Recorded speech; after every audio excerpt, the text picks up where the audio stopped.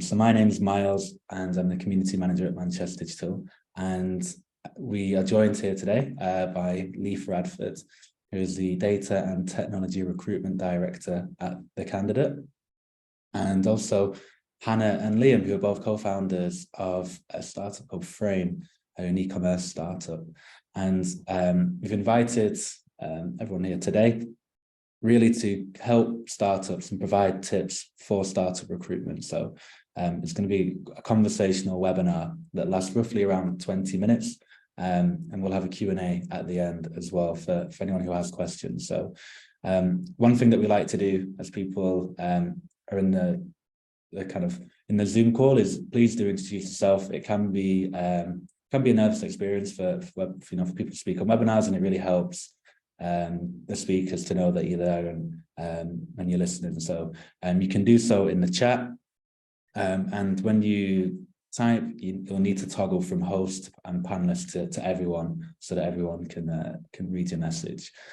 So yeah, without further ado, I will pass on the baton, so to speak, to the speakers today. So Leif, do you want to kick things off by introducing yourself, and we'll go from there? Yep. So hi everyone, like Miles said, I'm Leif. That's a Swedish name if anyone's a bit confused about where that comes from. I have been at The Candidate for 6 years, working in recruitment across, started in digital and then moved across into data and tech as well. So that's where I know Hannah and Liam from. One of their employees previously spoke at an event I organised as well, which is called Technically Speaking, which is a data and tech like community event. So yeah, that's me. I'll go next. Hi everyone, I'm Hannah and I'm the CEO and co-founder at Frame. So Frame is coming up to be 3 years old very soon in July. Time's flying. I like to call myself the seat of everything that isn't tech. So I'm a non-technical member of the team. Day to day, I typically oversee sales and marketing, operations, finance, HR. I think in summary, I wear many hats, but just not the technical hat, which is Liam's bag. That was nicest to me, I suppose. So I'm just a CFT then. I'm just the CTO. Yes, I run the tech team here at Frame, covering the sort of e-commerce products that we build and also the data consultancy. My background is I've built and run several different data science, data engineering functions historically, and even sort of a direct level doing some sort of tech roles. So done lots of hiring, different SaaS companies. Really interested doing that in the last few years at a startup. That's what we're here to talk about today. Perfect. So just so everyone knows the kind of format of the webinar as well, I'll give a bit of a summary on each slide, and then I'll ask Liam and Hannah to contribute their experience or any insight or any kind of things that they want to talk about as well. So I've also got a glamorous assistant at the side of me changing the slides. So if I do look to my right, that's what I'm doing. As Miles said, this webinar is mainly aimed at startups, but if you are an SME or beyond kind of bigger size than that, there are also some key takeaways that will be relevant to you, so it is worth listening. Building a team at the beginning of your business journey can be one of the most challenging aspects for startups. So some of the core questions we're asked are, how do I attract top talent, and then how do I retain them once I've got them? And there are loads of kind of spin-off questions around that, and it can start to get really overwhelming, but don't worry, that's what we're here to do today, and hopefully give you a bit of advice. So our first kind of point of conversation, I'm going to start with a little quote from Steve Jobs, because what kind of talk is complete without one. He said, when you're in a startup, the first 10 people determine whether the company succeeds or not. So obviously when you're in a small business with a small team, all the positions that you have are critical. It's not like in a big, huge business where you can lay off half the workforce and you've still got your BAU team to look after things. You need every person to be working as well as possible and pulling their weight. The reason I want to talk about cost and investing is obviously as a startup, your funds can be low, your budgets are set up, you're quite tight. So there's a temptation to opt for cheaper or cost-effective options just to get the job done or to get someone in and get them on seats. However, if the delivery of every single person is critical, then you want the best talent you can get. As Steve said, ultimately, it's the initial team that determine if you make it out of the startup phase and into that fully fledged business. So my advice would be to really invest in quality for your first few hires, because the investment will pay dividends in the long term. The cost may cause your CFO to wince a little bit initially, but the cost of hiring poorly skilled people and them not working out, so i.e. failure, is obviously much greater. So yeah, just really invest in the top people you can possibly afford it, and know that that budget is going to be well spent. Rather than cutting costs, invest in the best. So I don't know if you've got any kind of insight or experience of that at Frame or kind of before that. Anyone, Liam? Yeah, I'll pick that one up. So for me, this is a really, really interesting one. We're a bootstrap startup, and it was myself and Hannah for a year. And then those first hires are a big moment for your business. And I think that I completely agree that you need to get that right level of skill and quality. And I think the biggest learning I had when we did this through the first few hires was how in larger businesses where I'm hiring a very specific job role and I know what I want that person to do. Whereas in a startup, there may be a core responsibility for that person, but you need them to be along the journey with you, of being able to pivot direction or be flexible into doing additional duties that they may not do if they were a data engineer in a larger company. So trying to identify those the people with the right sort of personality traits, I suppose, to be adaptable to that has been sort of the biggest thing for us, as much as the skill, to be honest. So we went out there and we invested equally in sort of people who had good solid skill sets, and then training some apprentices for the longer term. But we were very open with those hires that they would come to fruition probably a year or so down the line for the apprentices. But yeah, the big takeaway from me versus hiring in a larger environment is once you can have a core of the role, that there's so much more around that. You need that person to be successful. They need to have that sort of flexibility to come along that journey with you, because yeah, every month feels like a little adventure. Yeah, definitely. I think just to add to that as well, Frame started as a data science consultancy, so that was where we began. And having those first hires, like Liam said, either working with recruitment companies or local universities or taking on apprentices, having them start that journey with us, because I mean, I think it's fair to say over the past 3 years, we've been learning a lot. But when we decided to like build out our product, having those early team members sort of come on this ride with us, when we were then sort of fleshing out better images, they were definitely the best placed people to come on that journey with us. And they have developed we have developed the product in-house, and I think that is a result of getting the best people in place to start with and working with the best recruitment companies and finding somebody that's not only a good technical fit but a good cultural fit at the same time. Perfect. That leads us quite nicely on to the second point. Almost like we planned that, Hannah. So culture obviously is a bit of a buzzword at the minute. Everyone's talking about it. What does it mean? What does it mean to individual people? I want to talk about employer branding and advertising your business as your top priorities to attract the talent that you need to grow. What would I mean by that? So the candidate experience is really important for all businesses, but especially if you're a startup or you're relatively unknown as an SME. So you really need to invest in that candidate experience. So ensuring that candidates have a positive experience from their first interaction with your brand, which could be something as simple as a social post or a job ad they see online, through interview feedback and even the onboarding process. You need to try and minimize the chance of negative impressions on your business to ensure that you can attract and then secure the best people against the rest of the market. If you think you're competing with massive tech brands and startups that have already had a massive kind of round of funding, you need to make sure that you're putting your best foot forward, so to speak, and really advertising and selling yourself. If as a business you're not able to do this, you'll lose the candidates you've already had that kind of first contact with, because you'll put them off. But also I found that it damages your chances with potential future candidates as well. The digital scene, especially in Manchester, is small and people talk. So if someone's had a negative experience with your brand, they like to tell their friends, their colleagues, and put them off applying as well. So you kind of really damages your reputation in the market. And what seems like a really small issue is just providing feedback or making sure that you get back to interviews on time can actually become a huge problem. I've seen it happen to time and time again to different brands across kind of the Northwest. Obviously, as a recruiter, I'm on the receiving end of this type of feedback every day. So I hear some real horror stories, and then who's doing it really well as well. So it's part of my responsibility to try and educate clients on kind of how they can do this better.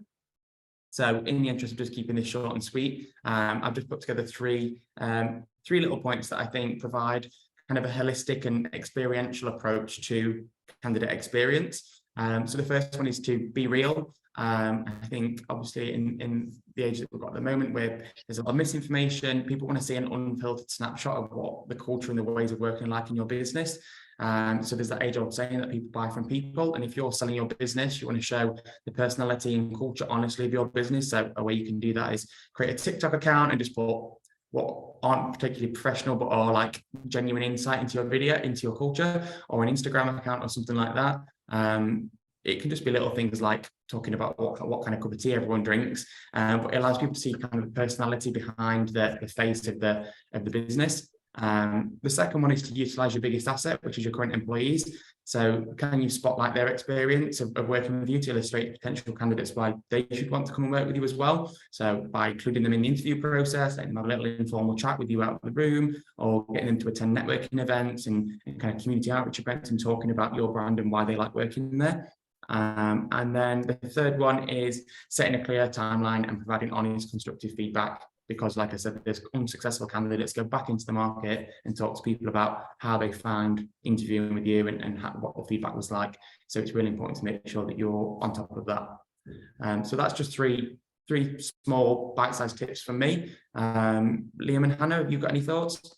Yeah, I completely agree with everything you've just said there, Leif. I mean, we've just recently broken into the realms of TikTok.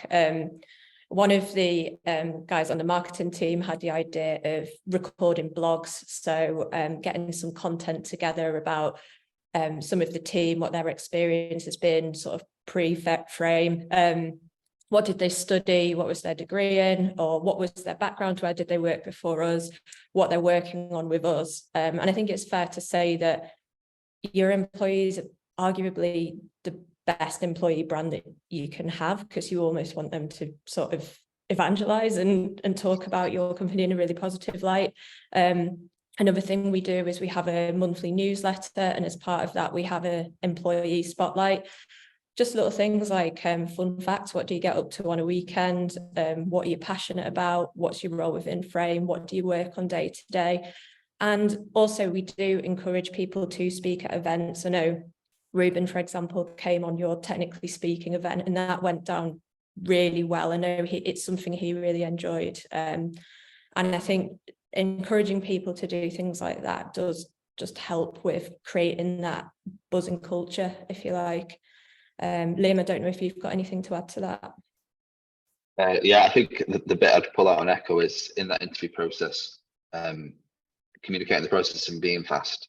If you're hiring, we're about to enter another phase of hiring now, and if you're taking a long time to get back to candidates, if you're not giving feedback and you're not doing that in a timely manner, I think as a technical person, there's nothing more frustrating than that. You've given time to do that process, whether it's a call or in person, and that I think that pace of feedback is a real differentiator actually, and something that I think candidates really appreciate, even if they don't get the job. Yeah, especially. And I would say if someone's gone to the effort of doing a tech test or a presentation, it's almost immoral to not provide them that feedback, because they're timing you more than just talking to you. So yeah, I definitely agree with that. The next one. So just in case anyone was furiously scribbling notes over the first 2 points or thinking of questions, I just wanted to do kind of a short aside just to talk about geography. So when we talk about startups, obviously a lot of the talk is about London and the southeast, but obviously we're having a real tech boom in Manchester. We've got a lot of huge companies moving here and opening up hubs. So Starling recently announced they're moving here.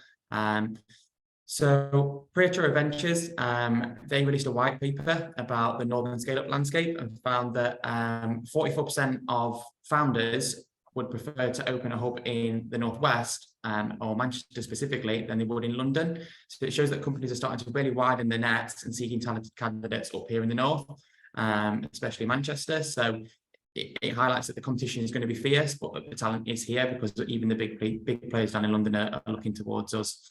So yes, it's just an exciting time, I think, for Manchester in general. The third point we're going to talk about is around benefits.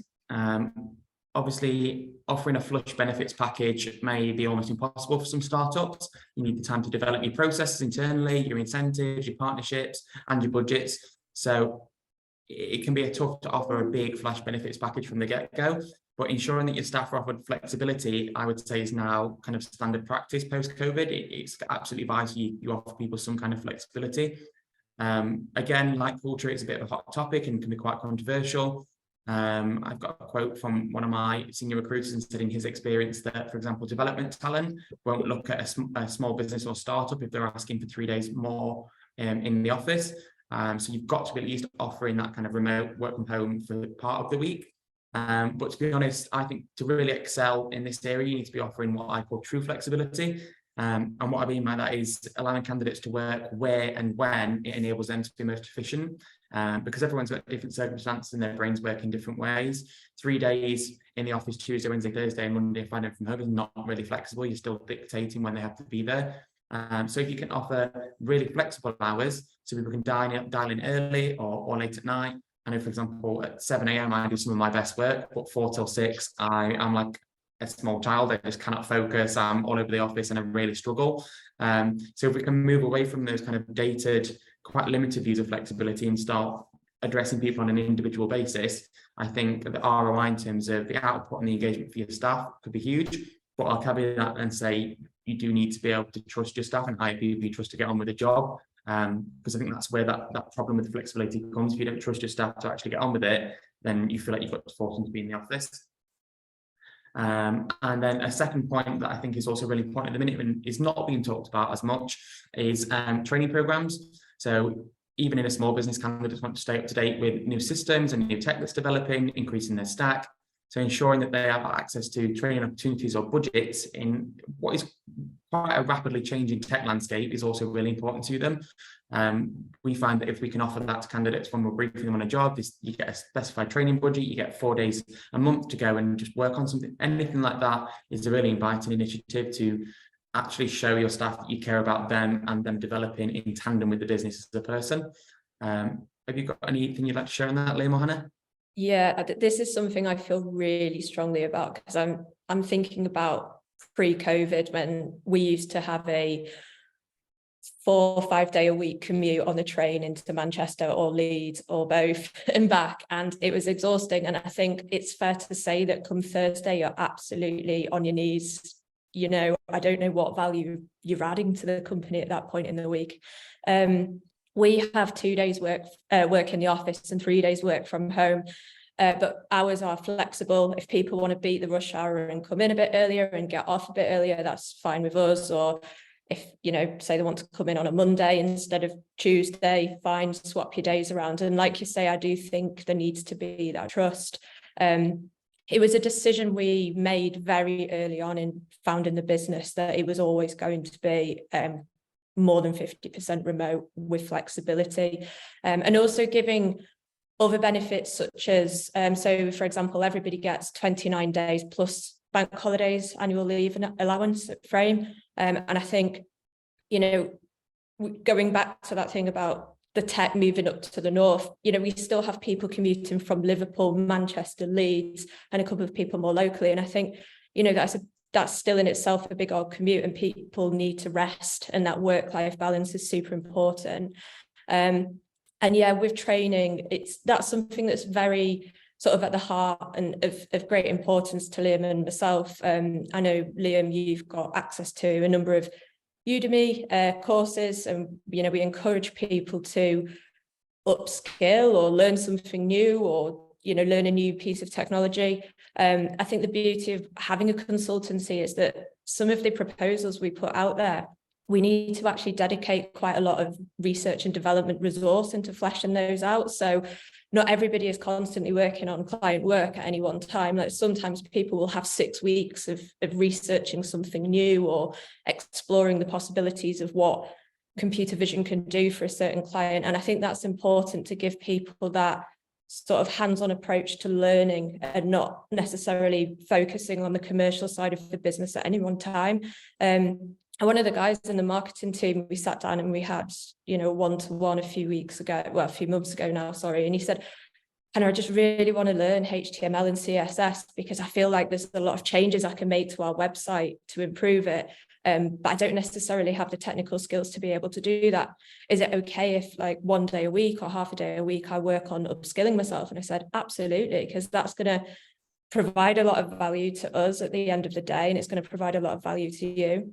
And when he got stuck, he was communicating with the tech team, and somebody on the tech team would say, oh, well, this is how you debug this, or this is how you overcome this problem.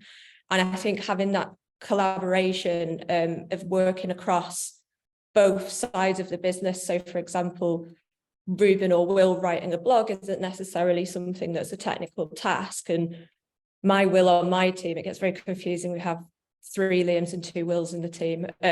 But my Will on my team working on something technical and learning about what the tech team get into in the day-to-day. I think having that collaboration and flexibility, I do think that's just very important to have within a team, like a high functioning team.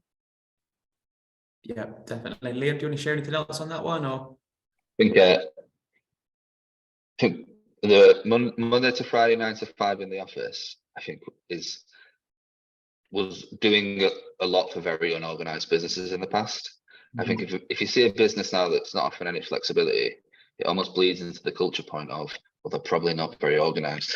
Part of the reason they want you there, maybe it's a bit of trust, but it's also because they probably don't have the systems, procedures, or sort of atmosphere in place where you know how to get work done.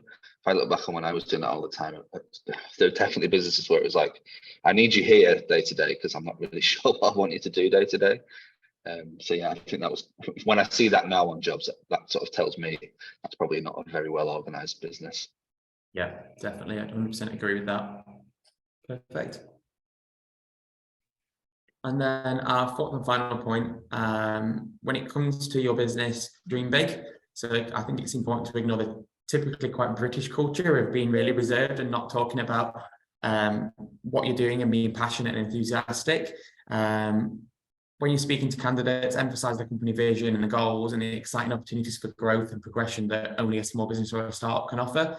Often candidates who are leaving a large stable company joining a startup are taking quite a big risk in terms of their job security. So having that strong, ambitious vision for the direction of your business will help your team buy into that mission. That buy-in is really important because top talent is incentivized to join your team. And when they then do join your team, they're committed to the kind of continued success of the business just as much as you are, because they know that it's going to benefit them personally as well. Have you had any experience with that, Liam and Hannah? Yeah, absolutely. I think it's really important to be open and honest. I mean, we have some company values about, you know, being open and honest. And I think that's sort of part of the reason why once a quarter we sit down and we look at the budget, we look at the revenue, and we're very open with the team as to what revenue the company is generating. I've never worked in a business that has given me that level of insight. I think it's important because if people are blind and kept in the dark and they don't know, is the company succeeding, is it not? I think mentally that has such a big impact on how motivated you are in your work and how good a job that you do. And it's nice to give the team an insight to say, well, you know, looking at what's happening in the tech scene in general, in the North, looking at hearing the numbers, like, don't worry, everything's going great. You know, we've made a promise to be open about how the business is doing. And I think it's when we first sort of put that idea past a few other people in the network, they'd be like, oh no, why would you share that much information? Like, you shouldn't be doing that. And I thought, well, why not? Like, we've got nothing to hide. I mean, we'll file with the accountant at the end of the year and it's all going to be there on Companies House anyway. So why not just be open and honest all the time and have these touch points? And I think, I mean, Liam, I'm hoping you agree, but I think that's been a successful thing that we've implemented within running the business. If you're a large business with a strong vision, as a new employee into that business, your goal is to deliver that vision, that mission.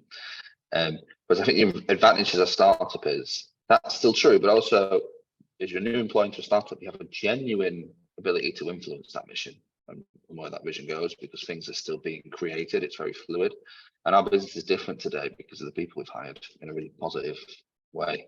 And I think that as a startup hiring versus a much larger business, that is the element to sort of latch on to try and attract top talent, is a genuine ability to influence the course and the vision and mission of that business.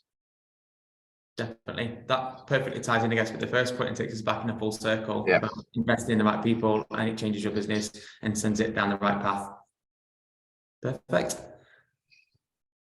And then our marketing team have, it'd be remiss of me not to pitch us while we're on here. So if you are still struggling in those points, I've given you an idea, but you want some more advice, obviously using your recruitment agency, you have access to market knowledge, insight, advice, and a network of thousands of candidates as well. And as the candidate, that's part of what we're about. We're a consultancy. We're there to help. That's why we do things like this for free.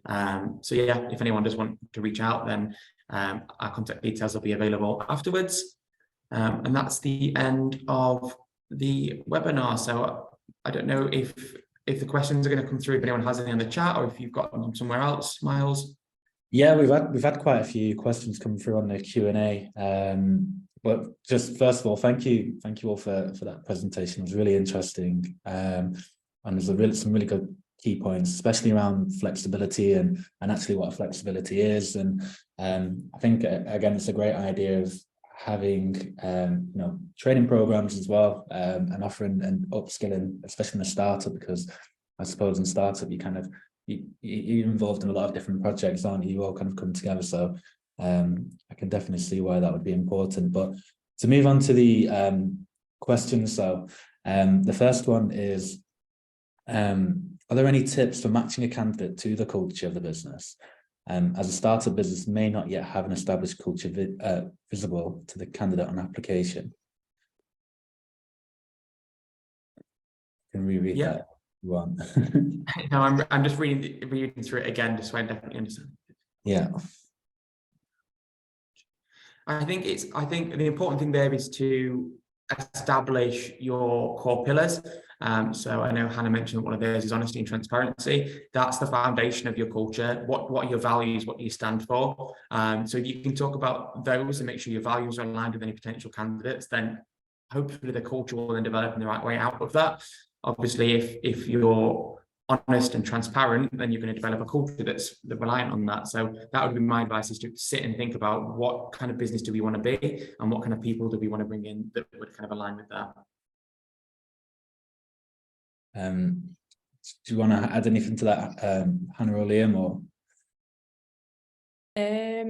yeah, so I think for us, something that's really important is for technical people to be able to communicate very sort of high level technology to non-technical people, because a lot of our clients on the consultancy side might not necessarily be technical people themselves. So just as part of the interview process, we sort of have it twofold. There's a tech test, but then it's also, how does that person then present back their work to myself as a non-technical person, or somebody else that's non-technical on the team, and just sort of seeing, are they passionate about the work that they've done? I mean, I know somebody, when we were interviewing them, they put everything into a presentation and had just gone above and beyond. And you could just tell he was really happy with the work that he'd done. And he was like, oh, and while I was doing this, I also found this. And it just, I think from there, I just got the impression yeah, you're just going to fit in with this team really well. And they passed the interview and they work with us today. So I think that's one of the things that personally Liam and I do during the sort of interview stage. Yeah, brilliant. So another question is, someone wanted to ask what to do in case of hiring the wrong person.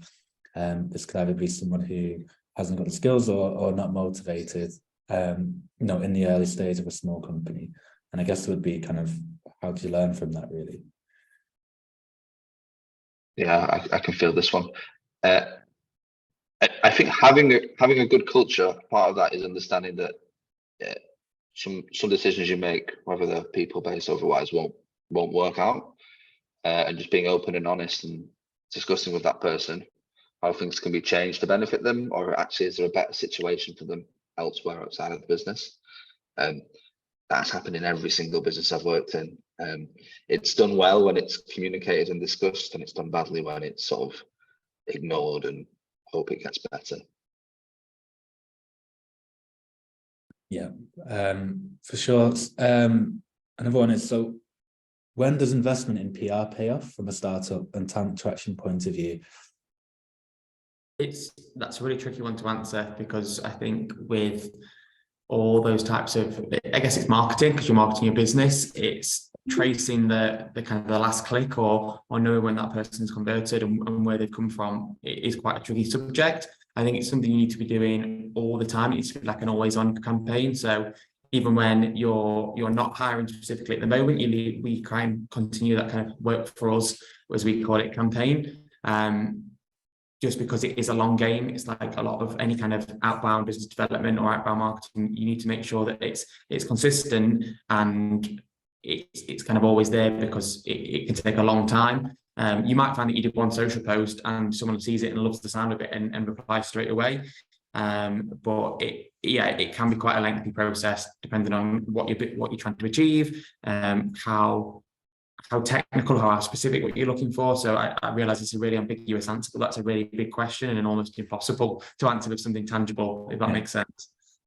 I suppose to follow it on, is there a good way to do it on a limited budget? And then if you was to kind of look at the ROI, what would be the key things you'd want to look at in terms of knowing that you are building a strong employer brand? Yeah, I think the most important one that's basically free is social media.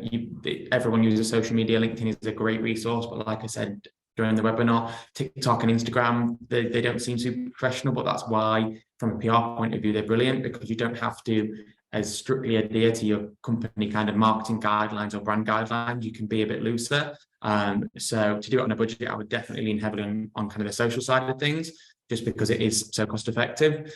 In terms of ROI, the things that I would be looking at is whether you're getting candidates through the door. We always, anyone that comes to us, we ask, where did you hear about us? And then we can track that and deliver that back to our marketing team. If they're saying, oh, we've seen your social posts, or we've seen your job adverts on kind of like job application sites, it's about tracking to track it once you do get a lead, to know if you're being successful with the thing that you were doing. So yeah, do it on a budget, use social media, and make sure that you're tracking things so you can track the ROI. Yeah, I think two great points. So I'm just looking at time. We are slightly overrunning. I think if we have any more questions, then I believe any follow-up when we email attendees, if anyone wants to ask any questions, I can share the contact details from today's speakers. So thank you again for your time today to deliver that. It's really interesting and some really good points made. Before people do go, I just want to highlight that we have an upcoming conference coming up at Manchester Digital that will be in person, and we are currently looking for exciting speakers as well. So you have to be a member to obviously to come along and speak. So if you're not already in membership, please do get in touch. But the kind of theme is around the future vision of Manchester and charting a better path for tomorrow. So we expect there to be lots of really kind of great speakers talking about challenges and innovation. So that will be the 22nd of June, if you want to highlight that in your calendar. But again, thank you for today, and I hope the attendees enjoyed today's session, and I hope to see you soon. Thank you. Yes, thank you very much, everyone. Thanks, everyone. Bye now.